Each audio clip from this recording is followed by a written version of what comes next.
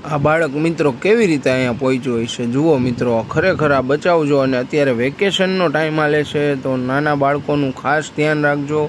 Apartment બિલ્ડિંગમાં રહેતા તમામ લોકોને ખરેખર આ બહુ જ સાવચેતીભર્યો કિસ્સો છે. બાળકને બચાવી લેશે કે શું આપણે જોઈએ છીએ, બહુ અઘરું છે.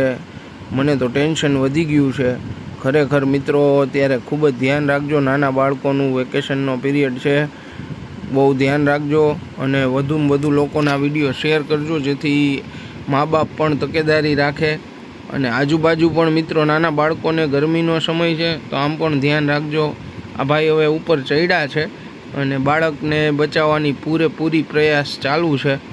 હવે આ બાળક બચી જાય તો સારું. હર હર મહાદેવ. બજરંગદાસ બાપા બધાયનું ધ્યાન રાખે, મહાદેવ બધાયનું ધ્યાન રાખે.